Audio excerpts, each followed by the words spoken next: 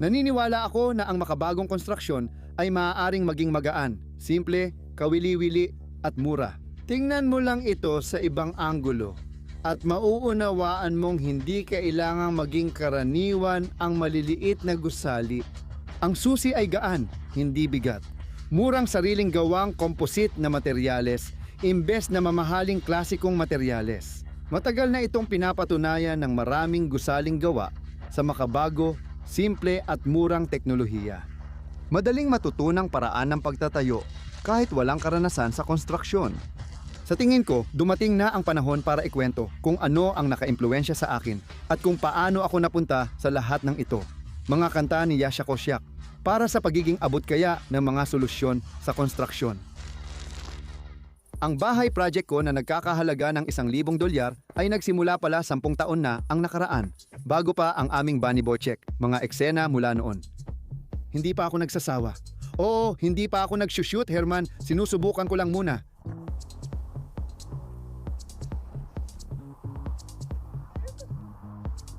Oo, mabilis kong naintindihan na hindi bagay sa pamilya namin ang pagbablog. Hindi kami tulad ng mga pamilyang nagbablog. Naiilang agad ang mga bata kapag binuksan ang kamera. At ang bunso kong anak na si Herman ay ayaw talagang magpa-video. Siya ang pinakaayaw.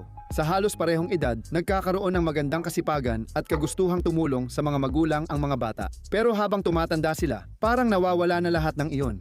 Noong panahong iyon, ang kamera ng mamahaling Nokia Lumia ay hindi naman maipagmamalaki pagdating sa kalidad ng kuha. Mula sa mga natirang tabla, mula sa pagpapatayo ng aming bahay at mga piraso ng dating bakal na profile, naisipan kong gumawa ng istruktura mula sa tinatawag na pekeng troso, mula sa pekeng troso. Natapos ko na ang bubong sa bagong beranda at natuwa ako, kaya gusto ko ring subukan ito sa mas malalaking gusali.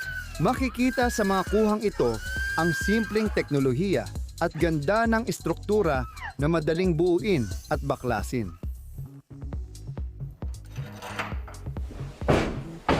Matagal ko nang sinusubukan mag-shoot, ginagaya ko noon ang mga sikat na vlogger na nagvi-video ng kalokohan. Nagsisimula kaming magtayo ng tinatawag na taguan ng stalker. Kaya naisip ko rin na kung magdadagdag ako ng kaunting kalokohan, baka makamit ko ang tunay na tagumpay.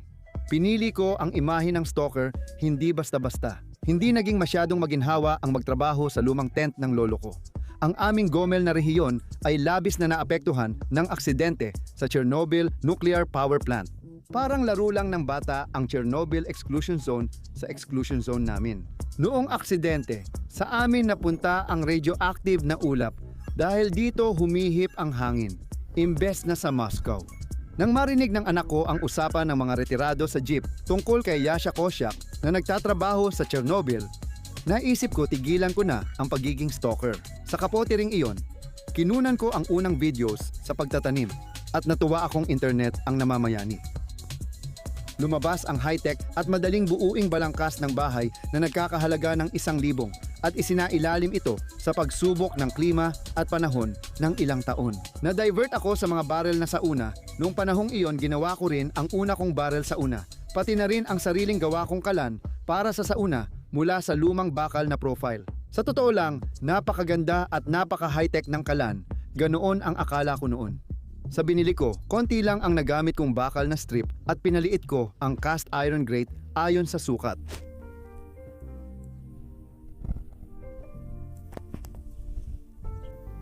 Medyo mabigat ang kalan at mga bato, kaya nagpasya akong dagdagan ang pagpapatibay ng sahig noong ini-install ko ito sa drum. Hindi ko nakuha ang inaasahan ko mula sa maliit naming barrel sa una na negosyo. Pagkalipas ng ilang taon, sinimulan ko ang proyektong bahay sa halagang $1,000. Noon, matagumpay nitong nalampasan ang lahat ng pagsubok. Nagsimula ang proyektong ito sa paglilinis at pag-level ng lote. May aparador na may natirang kahoy, kasama ang mga itinapon mula sa pagtatayo ng bahay. Dahil marami kaming 5x5 CLM na kahoy, ito ang gagamitin sa susunod na proyekto.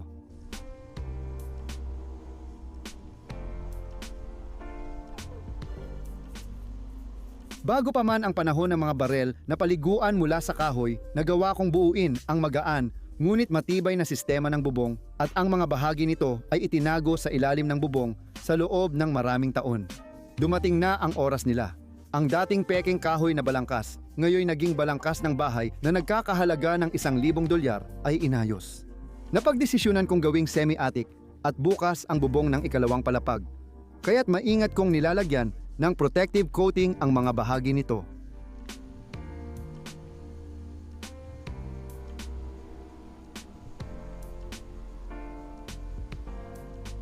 Gamit ang naipong bahagi bilang hulmahan, binubuo ko ang iba.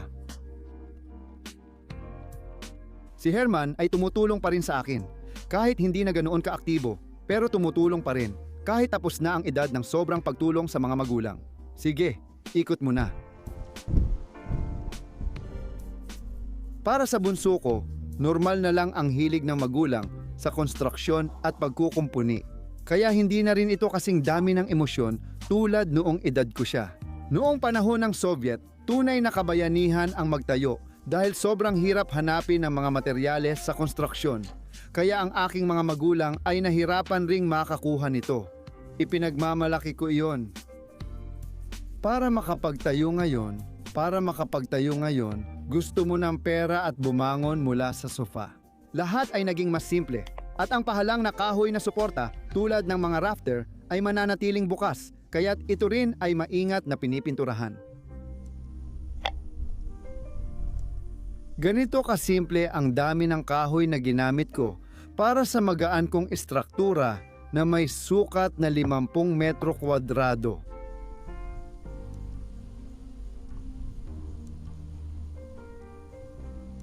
Ang taas ng ikalawang palapag ay higit pa sa sapat.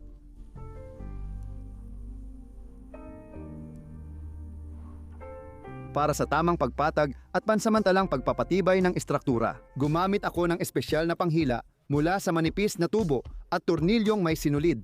Matapos mapuno ang pader, pwede nang alisin ang mga ito.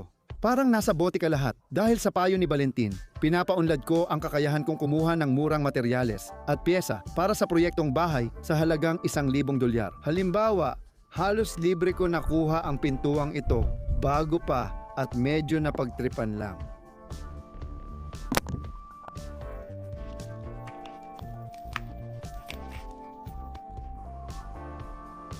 Pag alam mo na ang sukat ng kahon, madali mo nang matukoy ang mga poste ng harapan. Ngayon, kailangan na ng mga bintana, pero nagsimula nang tumutol ng matindi ang aking konsensya sa pagdadala ng kung ano-anong lumang kalat sa bahay. Kami ay pamilya ng mga Kosyakov, at ang mga Kosyakov ay hindi dapat gumamit ng bagay na nagamit na ng iba. Naisip ko, kaya nagpasya akong ako na lang ang gagawa ng bintana. Bumili ako ng mga discounted na pre-made na pinto at sinimulan kong gawin ang frame ng bintana.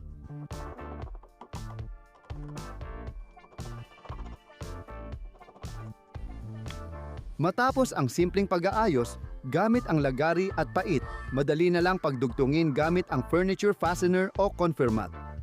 Nakuha ko na ang mga bagong glass panel para sa bintana at nabili ko pa ito ng mura dahil maling sukat mula sa mga gumagawa ng bintana na di marunong gumamit ng ruler.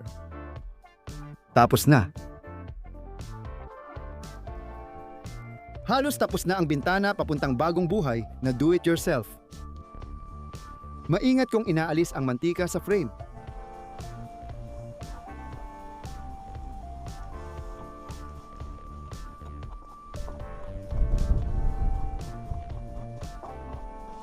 Inaalis ko rin ang mantika sa salamin. Naglalagay ako nang hindi nagtitipid ng silicone sealant at idinidikit ko ang salamin. Sa sandaling iyon, naramdaman ko na ang video na ito ay para sa milyon.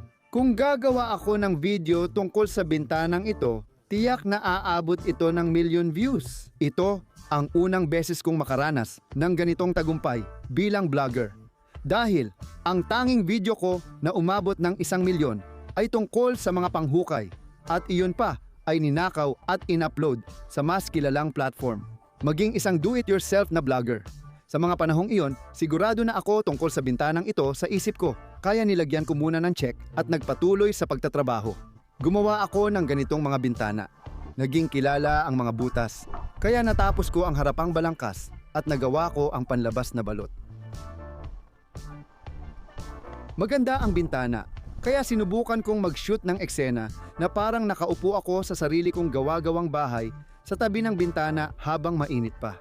May kaibigan akong aktor sa teatro at pelikula, pero hindi rin nakatulong ang mga payo niya para maging komportable ako sa kamera. Pero hanggang ngayon gusto ko pa ring magsalita sa mundong ito. Pakiramdam ko, naging direktor at scriptwriter ako na napilitang gumanap bilang artista dahil sa mga pangyayari. May konting progreso sa voice-over ng videos ko, pero minsan may nagrereklamo pa rin sa mikropono ko. Si Yasha Kosyak na minsang nakikiramay sa Sobyet, minsang sa kapitalista, at minsang pumupuna sa lahat, tila hindi naging aktibo sa internet.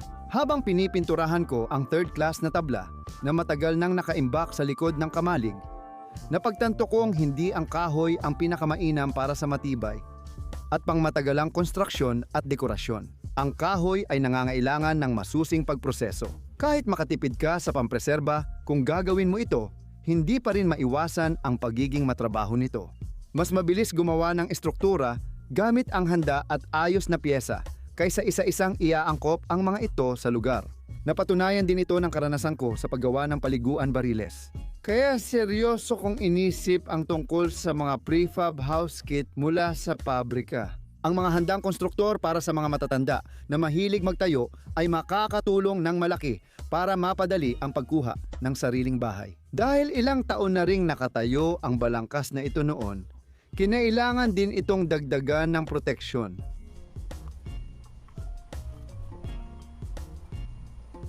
Gamit ang paraan ng kaibigan, ang mabait na tagaligo na si Valentin, nakuha naming makuha ang mga pinto mula sa bagong bintanang nasira ng mga tagagawa ng bintana. Nagdesisyon akong maglagay ng 2 bintana sa bubong. Mas madali pala ikabit ang windboard bago pa ang bubong dahil mas magalaw sa maluwag na balangkas ng kahoy. Sobrang natuwa ako sa bagong estilo ng paggawa ng sariling pelikula bilang vlogger. Kinukunan mo ang sarili mo habang nagtatrabaho.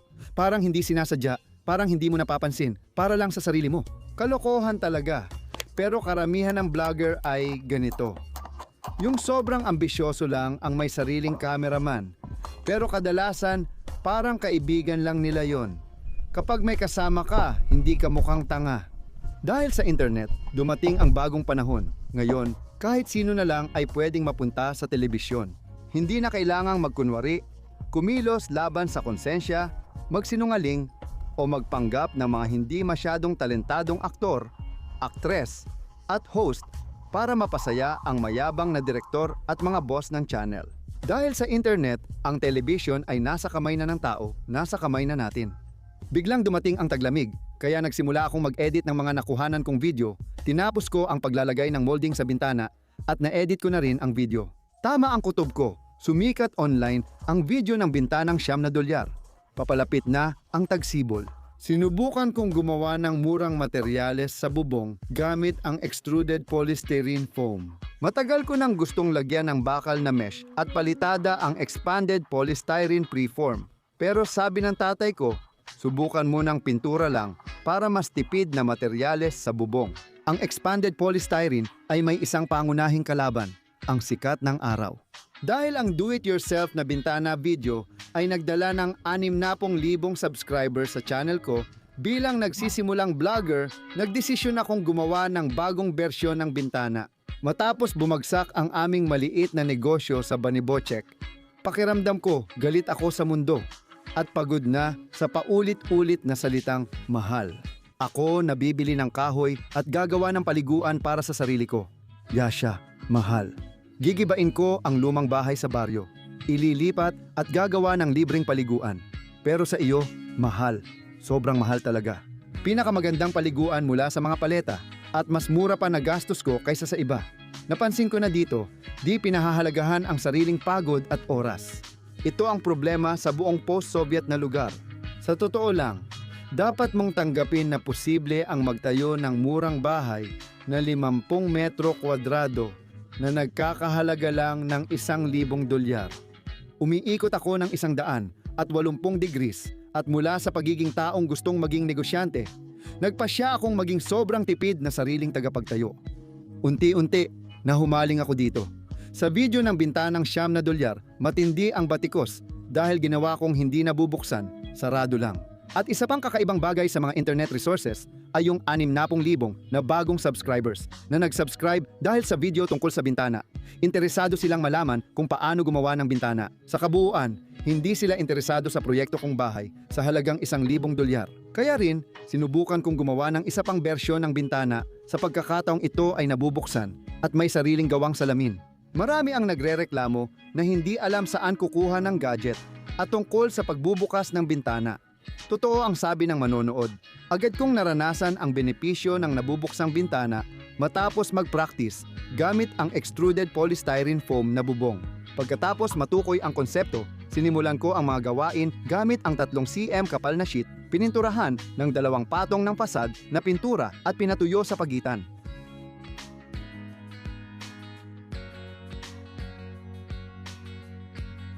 Idinikit ko ang mga sheet sa mga guhit ayon sa haba ng bubong, tapos naglagay ako ng kahoy sa idinikit na guhit. Dahil pinakamurang expanded polystyrene ang ginamit ko, delikado itong mabali kung walang suporta ng kahoy. Ikinabit ang mga preform ng bubong sa purlins gamit ang glue foam at tornilyo sa mga piraso ng kahoy. Madali lang ang proseso. Matagal ko nang alam ang expanded polystyrene.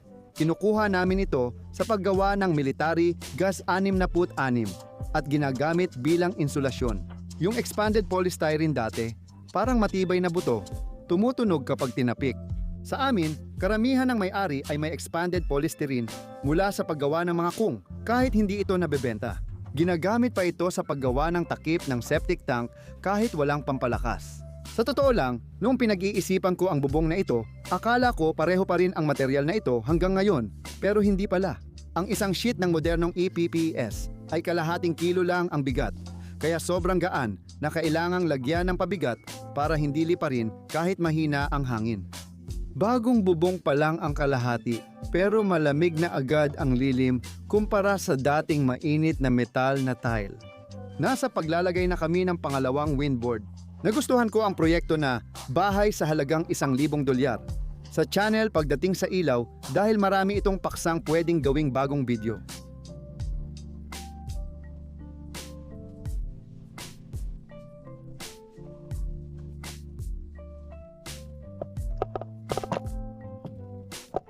Kahit sinong tanga kayang magpatayo kung may pera, pero kung halos walang pera, kailangan talagang magsikap.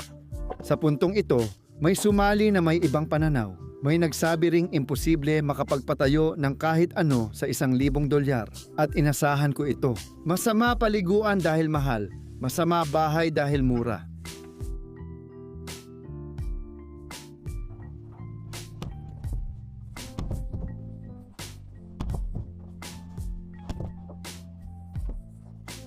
Tapos na agad ang insulated na bubong na nagkakahalaga ng $2.5 kada metro kwadrado gamit ang bagong materyales, hindi segunda mano. Gumastos lang kami ng wala pang $100.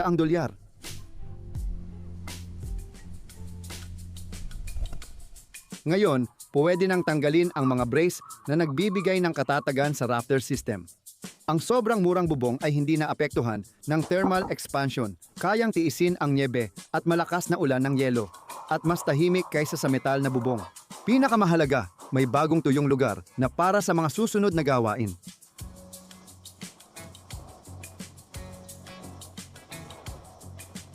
Dahil sa video ng swinging na bintana na do-it-yourself glass unit na walang makina, mahigit 20,000 ang nag-subscribe.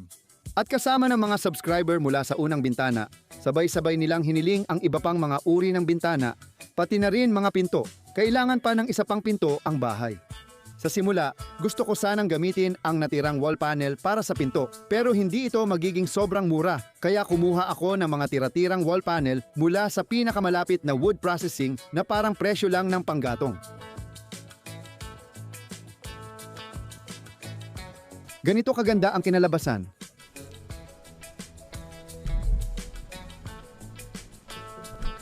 Lumipas ang taglamig, patuloy pa ring sinusubok ang estruktura na ngayon ay may bubong na. Sa ganitong itsura, talagang parang taguan ng stalker ang bahay. Ang pagkakaangat nito sa lupa ay mahusay na pumipigil sa pagpasok ng anumang radioactive na dumi sa tirahan. Dahil may 50 metro kwadrado itong bahay, kailangan pa rin ng pader sa unang palapag. Sa ibaba, muling nag-ipon ng kalat.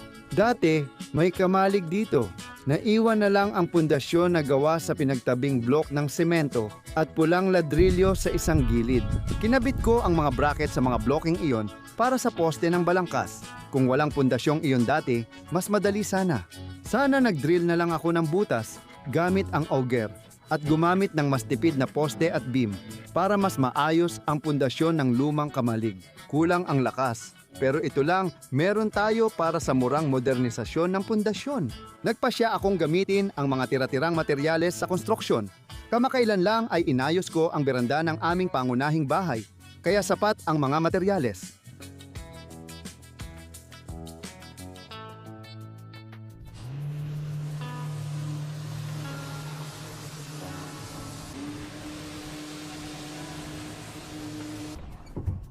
Para mailagay ang mga pader, dapat hindi lang taasan kundi itama rin ang hugis ng pundasyon. Gumamit ako ng hindi natatanggal na gawa-gawang formwork mula sa KTPS na gusto ko.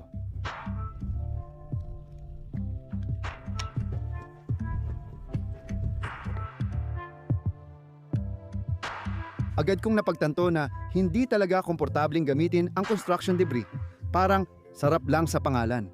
Kalahati ng pundasyon ay tinapos ko gamit ang construction debris at ang kalahati naman ay ayon sa klasikong paraan, gamit ang graba na may halong basura. Kaunti lang ang natipid dahil mas malaki ang nagastos sa semento. Tinatanggap ko ng maayos ang kritisismo tungkol sa sobrang tagal ng construction.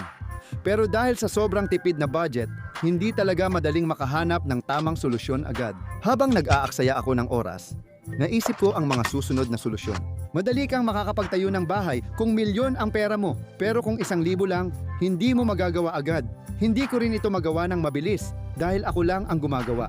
At para sa mga gagamit ng mga naisip at nagawang pamamaraan na ipinakita ko sa aking mga video, pati na rin sa mga hindi ko pa naisip, dapat ay mas mabilis nilang magagawa ito ng maraming beses. Sa susunod na episode, lalabas na ang super material para sa pader ng unang palapag at iba pa.